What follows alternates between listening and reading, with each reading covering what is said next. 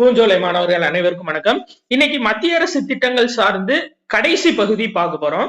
So first பாருங்க, எம்எஸ்பின்னு சொல்லுவோம்ல, minimum support price, குறைந்தபட்ச ஆதரவு விலைன்னு சொல்லுவாங்க, இல்ல குறைந்தபட்ச ஆதார விலைன்னு சொல்லுவாங்க. அது சார்ந்து ஒரு இன்ஃபர்மேஷன் வந்துருச்சு. என்ன அப்படின்னு சொல்லி பாத்தீங்கன்னா, மொத்தம் 22 வேளாண் பயிர்களுக்கு குறைந்தபட்ச ஆதரவு விலைய நம்ம அரசு நிர்ணயிச்சிருக்காங்க. அப்போ கேட்பாங்க, எத்தனை பயிர்களுக்கு மினிமம் சப்போர்ட் பிரைஸ், குறைந்தபட்ச ஆதரவு விலை கொடுத்திருக்காங்க அப்படின்னா, மொத்தம் 22 பயிர்களுக்கு. ஆக்சுவலா எப்ப இருந்து இந்த குறைந்தபட்ச ஆதரவு விலை கொடுத்திருக்காங்க அப்படின்னா, 2004 தேசிய விவசாயிகள் ஆணையம்னு ஒண்ணு அமைச்சிருக்காங்க. அதாவது நேஷனல் கமிஷன் ஃபார் ஃபார்மர்ஸ், சரியா? அதான் என்சிஎஃப்னு சொல்லுவாங்க. அவங்க என்ன சொல்லியிருக்காங்கன்னா, குறைந்தபட்ச ஆதரவு விலையானது சராசரி உற்பத்தி செலவை விட 50% அதிகமாக இருக்க வேண்டும் அப்படின்னு சொல்லியிருக்காங்க. இப்போ ஒரு 1 லட்சம் ரூபாய் நம்ம விளைவிக்க செலவாகுது அப்படின்னா, அந்த குறைந்தபட்ச ஆதரவு விலை அப்படின்றது கூடுதலா 50%, 1,50,000 ரூபாயா விலை நிர்ணயிக்கப்படணும் அப்படின்னு சொல்லி பரிந்துரை பண்ணியிருப்பாங்க. அது போக தற்போது உற்பத்தி செலவை விட 1.5 மடங்கு என்ற வீதத்தில் இருப்பதை அரசு கொள்கையாக அறிவித்துள்ளது. அப்படின்னா அவங்க சொன்னது 50%, ஆனா இப்ப 1.5 மடங்கு கூடுதலா இருக்கு. அப்படின்னா என்னன்னு சொல்லி பாத்தீங்கன்னா, அதாவது இப்ப 1 லட்சம் ரூபாய் இருந்துச்சுன்னா 2 லட்சம் ரூபாய் கிட்ட வர்ற மாதிரி சராசரியா, சரிங்களா, 1.5 மடங்கு அதிகமா, மடங்கு, சரிங்களா, அதிகமா இருக்கிறது எம்எஸ்பி, மினிமம் சப்போர்ட் பிரைஸா இருக்கு. அப்போ 22 பயிர்கள் என்சிபி, தேசிய விவசாயிகள் ஆணையம் 2004 1.5 மடங்கு மினிமம் சப்போர்ட் பிரைஸ். சரியாப்பா? அடுத்து பாருங்க, ஜல் மார்க் விகாஸ் திட்டம். இந்த திட்டம் ரொம்ப ரொம்ப முக்கியம். ஏன் அப்படின்னா, இந்த ஜல் அப்படின்னாவே நம்மளுக்கு தெரியும், ஜல்லுனாவே தண்ணி தான்ப்பா, சரிங்களா? தேசிய நீர்வழி போக்குவரத்து தடங்களை அதிகரிப்பதற்காக ஒரு முக்கிய நோக்கமா கொண்டு உருவாக்கப்பட்டதான் இந்த ஜல் மார்க் விகாஸ் திட்டம், தேசிய நீர்வழி போக்குவரத்தை மேம்படுத்துறதுக்காக, சரியா? இத்திட்டத்தின் நோக்கம் நீர்வழி போக்குவரத்து தடங்களை மேம்படுத்துவது, சரியா?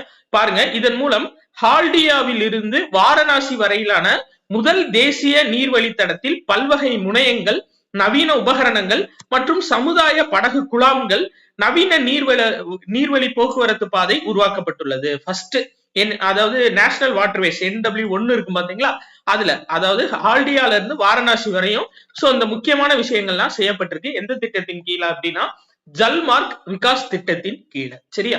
Right, okay. அடுத்து பாருங்கப்பா, ஸ்வயம் தேர்வு. ஸ்வயம் அப்படின்னா என்னன்னா, SWAYAM அப்படின்னா study weeks of active learning for young aspirant minds. இதுதான் ஸ்வயம். ஆக்சுவலா இது என்ன அப்படின்னா, இது ஒரு வெப்சைட், இது ஒரு போர்ட்டல். இந்த போர்ட்டல்ல நம்ம என்ன சப்ஜெக்ட் படிக்க விரும்புறோமோ அதை ஆன்லைன்லயே நம்ம படிச்சுக்கலாம் இந்த ஸ்வயம்ல, சரிங்களா? படிச்சுட்டு, ஆனா நம்ம அதுக்கான சர்டிபிகேட் வேணும் அப்படின்னா அதுலயே அப்ளை பண்ணி நேரடியா எக்ஸாம் வைப்பாங்க. அந்த எக்ஸாம் அட்டன் பண்ணி நம்ம அந்த பர்டிகுலர் கோர்ஸ்க்கான சர்டிபிகேட்டை நம்ம வாங்கிக்கலாம். அதான் ஸ்வயம் தேர்வு, சரியா? மாணவர்கள் கற்க விரும்பும் கல்விக்கான இலவச ஆன்லைன் போர்ட்டல். ஆனா இதில் பயின்ற மாணவர்கள் தங்களுக்கு சான்றிதழ் தேவைப்படும் பட்சத்தில் நேரடி தேர்வில் கலந்து கொண்டு சான்றிதழ்களை பெற்றுக்கொள்ளலாம், சரியாப்பா? இதான் ரொம்ப ரொம்ப முக்கியமானது, ஞாபகம் வச்சுக்கோங்க. அடுத்து பாருங்க, NMMS தேர்வு, சரியா? இது என்னன்னா, national means come merit scholarship. அதுதான் NMMS. 8ஆம் வகுப்பு பயிலும் மாணவர்களுக்கு உதவித்தொகை வழங்குவது. NMMS அப்படின்னா 8ஆம் வகுப்பு பயிலக்கூடிய மாணவர்களுக்கு உதவித்தொகை வழங்கக்கூடிய ஒரு தேர்வு. இந்த தேர்வு மூலம் தமிழகத்தில் 6695 பேர் தேர்ந்தெடுக்கப்பட்டு நாடு முழுவதும் 1 லட்சம் மாணவர்கள் தேர்வு செய்யப்படுவர், சரிங்களா? NMMS தேர்வு மூலியமா நாடு ஃபுல்லா 1 லட்சம் மாணவர்கள் தேர்வு செய்யப்படுறாங்க.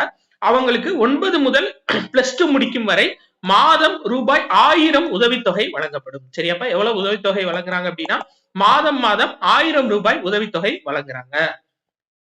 அடுத்து உல்லாஸ். இதுதான் நம்ம ஏற்கனவே பார்த்ததான், சரிங்களா? என்ன அப்படின்னா, உல்லாஸ் அப்படின்றது understanding of life long learning for all in society. அதான் உல்லாஸ். 15 வயதுக்கு மேற்பட்ட எழுத படிக்க தெரியாத எல்லாத்துக்கும் அடிப்படை எழுத்தறிவு வழங்குறது, சரியாப்பா?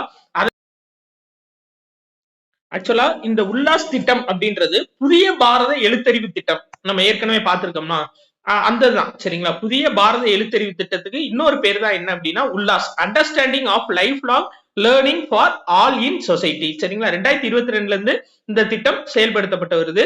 இப்ப பாருங்க, முழு எழுத்தறிவு பெற்ற மாநிலங்கள் இந்தியால எது எது அப்படின்னா, இதான் ரொம்ப ரொம்ப மெயின்பா, மிசோரம், கோவா, திரிபுரா, ஹிமாச்சல் பிரதேசம். நல்லா ஞாபகம் வச்சுக்கோங்க. அதாவது இந்திய அளவுல முழு எழுத்தறிவு பெற்ற மாநிலம் எது அப்படின்னு சொல்லி பாத்தீங்கன்னா மிசோரம், கோவா, திரிபுரா, ஹிமாச்சல் பிரதேசம். சரிங்களா? 15 வயதுக்கு மேற்பட்ட எல்லாத்துக்குமே இதுல எழுத படிக்க தெரிஞ்சிருக்கு. சரியா? Right, okay. அடுத்து பாருங்க, அணுமின் உற்பத்தியில் தனியாரை அனுமதிக்கும் மசோதா. ரைட். இல்ல பாருங்க, அது சேம் தான், இதே லைன் தான் திரும்ப கொடுத்திருப்பாங்க. நம்மளுக்கு மெயினா என்னன்னா 2047 ஆண்டுக்குள் 100 ஜிகாவாட் அணுசக்தியை உற்பத்தி செய்ய இலக்கு நிர்ணயிக்கப்பட்டுள்ளது. இதுதான் நம்மளுக்கு ரொம்ப ரொம்ப மெயின். 2047 இந்தியா சுதந்திரம் அடைந்து 100வது வருடத்துல 100 ஜிகாவாட் அணுசக்தி உற்பத்திய இலக்காக நிர்ணயிக்கப்பட்டிருக்காங்க. ஏற்கனவே இருந்த 1962 அணுசக்தி சட்டம், 2010 அணுசக்தி இழப்பீட்டு சட்டம், இது ரெண்டையுமே புதிய சட்டம் ரத்து செஞ்சு இப்போ அணுமின் உற்பத்தியில தனியார உள்ள கொண்டு வர்றதுக்கான மசோதா நிறைவேற்றப்பட்டிருக்கு. அடுத்தது இந்தது ரொம்ப முக்கியமானது, ஊரக வேலை திட்ட மசோதா. ஆக்சுவலா மகாத்மா காந்தி தேசிய ஊரக வேலை வாய்ப்பு திட்டம் 2005 கொண்டு வந்தாங்களே, அதோட நேம சேஞ்ச் பண்ணிருக்காங்க. விபி ஜிராம்ஜி அப்படின்னா என்னன்னா விஸ்கித் Bharat guarantee for Rozgar and Ajeevika mission Gramin, இதுதான் அந்த திட்டத்தோட பெயர். ஆக்சுவலா இந்த மகாத்மா காந்தி தேசிய ஊரக வேலை வாய்ப்பு திட்டம்ன்றது 100 நாள் வேலை வாய்ப்பு திட்டமா இருந்துச்சு. இப்ப இதை 125 நாளா மாத்திருக்காங்க. பிபி ஜிராம்ஜின்ற திட்டத்தின் கீழே 125 நாளா மாத்திருக்காங்க. ஆக்சுவலா இந்த மகாத்மா காந்தி தேசிய ஊரக வேலை வாய்ப்பு திட்டத்தின் கீழே 100% முழு நிதியும் மத்திய அரசு தான் கொடுத்துட்டு வந்தாங்க. சரியா? ஆனா இப்போ இந்த திட்டத்தின்படி 60% நிதி மத்திய அரசும் 40% நிதி மாநில அரசும் பகிர்ந்து கொள்றவாறு இந்த திட்டத்தை அமைச்சிருக்காங்க. அதனாலதான் மாநில அரசு சார்பா அதிகபட்சமான எதிர்ப்பு கிளம்பிட்டு இருக்கு. சரிங்களா? ஆனால் வடகிழக்கு மாநிலங்களுக்கு மட்டும் 10% நிதி என்ற வரையறை வழங்கப்பட்டுள்ளது. அதாவது மாநில அரசு, வடகிழக்கு பகுதியில் இருக்கக்கூடிய மாநில அரசு மட்டும் 10% நிதி கொடுத்தா போதும், மிச்ச எல்லா மாநில அரசுகளும் 40% நிதி கொடுக்கணும். 100 நாள் வேலைன்றது 125 நாளா மாறி இருக்கு. மகாத்மா காந்தி தேசிய ஊரக வேலை வாய்ப்பு திட்டம் அப்படின்றது விபி ஜிராம்ஜி அப்படின்னு சொல்லி மாறி இருக்கு. அடுத்து பாருங்க, செனாப் நதியில் புதிய திட்டம், புதிய நீர்மின் திட்டம். என்ன அப்படின்னா இந்தியாவில் இருந்து பாகிஸ்தானுக்குள் பாயும் புதிய நீர்மின் திட்டத்தை நதியில், சரிங்களா, நதியில் புதிய நீர்மின் திட்டத்தை அமைக்க அரசின் பசுமை குழு ஒப்புதல் அளித்துள்ளது. ஆக்சுவலா என்னன்னா இந்த நதியில் ஏற்கனவே 390 மெகாவாட் உற்பத்தி திறனுடைய துலாஸ்தி நிலை 1 அப்படின்ற திட்டம் இருக்கு. எங்க?